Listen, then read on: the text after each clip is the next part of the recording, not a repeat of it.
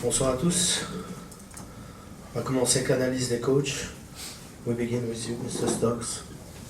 What is your point of view about this game?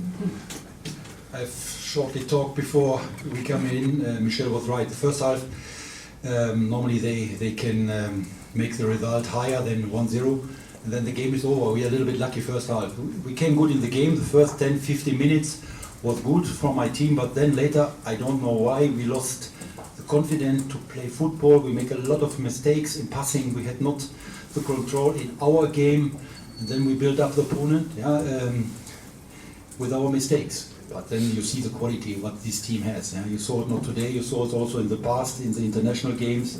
A fantastic player inside. But I told them we have a chance in the second half, but we have to change our style, our personality on the pitch, yeah? More confident. And then the team make it very well. And more time in the second half. We had also a chance. And then one time it was 1-1. Yeah? Maybe a surprise for supporters as well. We saw the reaction.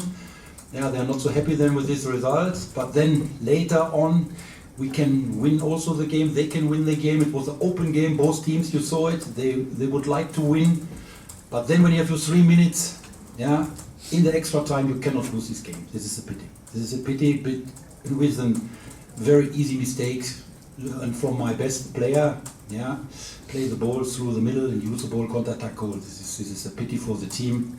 In this situation, we had to deserve a point minimum. Thank you. Thank you. On poursuit avec l'analyse de Michel Predam.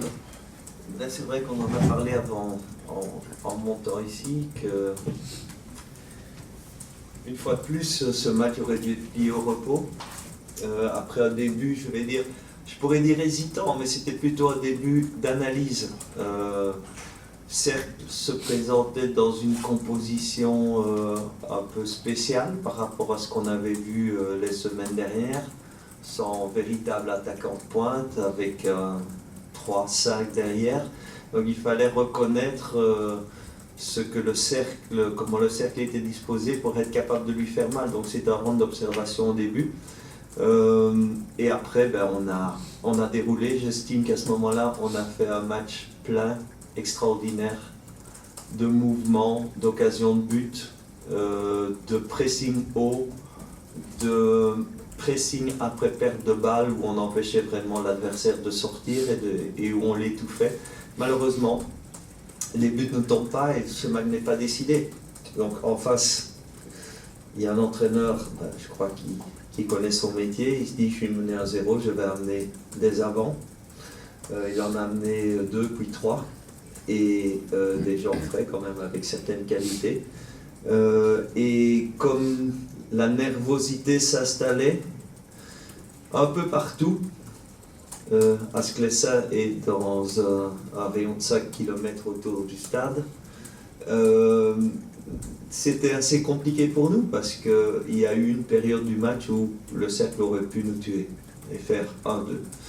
Nous, on a utilisé nos armes et on y a cru jusqu'au bout, puisque quand ça va mal, on pourrait dire on ferme la baraque, on va entrer la vallée, on va entrer Miank et on va fermer la baraque et on va prendre un point. Nous, on a entré Tchop et on a entré Aimon, pour essayer quand même de prendre les risques nécessaires pour gagner ce match. Ce qu'on a fait, et ce qui a été le danger du cercle en entrant 3 avant, à un moment, peut-être été notre bonheur à la fin, parce qu'ils ont senti qu'ils pouvaient nous tuer, et ils se rendent compte, c'est nous qui les avons tués. Si à ce moment-là, ils avaient l'équipe de la première mi-temps, je ne crois pas qu'on aurait marqué le deuxième but. Merci Michel. Vos questions? Your questions? Kevin? Qu'est-ce qui vous énerve le plus? Le manque d'efficacité en première mi-temps ou la réaction du public après le match? Le manque d'efficacité, ça m'énerve depuis un certain temps. Maintenant, il faut voir l'autre aspect des choses. Tout ce qu'on crée contre une équipe qui vient quand même au départ pour s'organiser et nous empêcher de jouer et nous prendre en compte. Donc il ne faut pas oublier ça. Après, est-ce que le public est influencé par les ânes qui font certaines analyses de notre jeu? Je ne sais pas, mais en tout cas, je trouve que ce n'était pas bien par rapport à la première mi-temps qu'on avait fait. Et 3 jours après un match de Coupe d'Europe. Donc je sais que c'est pas tout le monde. J'ai entendu du soutien aussi. Je l'oublie pas. Il y a eu dans les 2 camps, je crois, du soutien aussi. Mais il y a eu aussi beaucoup de coups de sifflet. On est deuxième. Quand on est capable à certains moments de présenter un football comme on a présenté en première mi-temps, où on étouffe un adversaire, je ne crois pas qu'on mérite ça. C'est devenu un peu récurrent. Renati avait été sifflé aussi. Vous n'avez pas connu ça avant de ce public? Bon, il y a longtemps, je crois qu'il y a eu des moments aussi où c'était moins bien, mais je ne crois pas je crois pas que le Standard vient de gagner 5 Champions League d'affilée. Donc le Standard se reconstruit, le Standard travaille bien cette saison. Il évolue par rapport encore à la saison passée.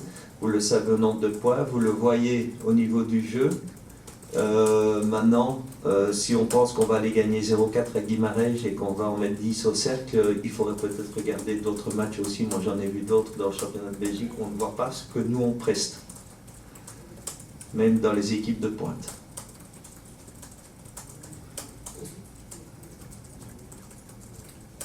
Au niveau de votre effectif, je ne sais pas si j'ai bien entendu la télé, mais Maxime avait un problème physique également ou Oui. de quelle heure?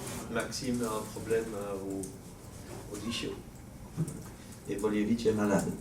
Il avait été malade, il était revenu. On voyait qu'il n'était pas très bien au Portugal, mais il est de nouveau redevenu malade. Donc aussi, vu l'absence de Limbombe, Lestienne, Boljevic, c'est un peu pour ça que j'ai fait avec des avances en tour, donc ils sont entrés tous les 3. C'était un match quand même, j'ai une bonne question de la télé. It was a game where you make 6 changes and there were 6 forwards on the pitch. You make 3, I make 3 central forwards. C'est assez marrant. Je crois peut-être que c'est dans les annales. Le seul, donc, parce qu'on n'avait pas la possibilité d'avoir des ailiers, j'aurais pu faire entrer des backs. Ça oui, mais bon, c'était pas l'idée. Pour Maxime, c'est... On attend, j'espère que c'est pas trop grave. Frank. Coach, even over Avenatti. Hoe blij ben je voor hem? Want hij komt uit een moeilijke periode, uit blessure, een paar matige invalbeurten. Kijk, Felipe is een speler die moet fysiek top zijn om echt te kunnen presteren. We hebben hem op sommige momenten gevraagd na zijn kwetsuur om hem ritme te geven. En omdat we hem nodig hadden ook. En misschien heeft hij een verkeerde beeld gegeven op sommige momenten, maar wij zagen ook goede dingen. En hij heeft heel hard gewerkt tot nu toe. En wij zagen dat hij terug aan het komen was. Daarom hebben we hem erin gegooid vandaag. Oké, af en toe je krijgt een beeld van iemand en je houdt het. Maar we gaan dat veranderen. Als niemand erin gelooft, de staf gelooft in hem. En hij weet dat. En zoals ik al gezegd heb, ze gaan van hem houden.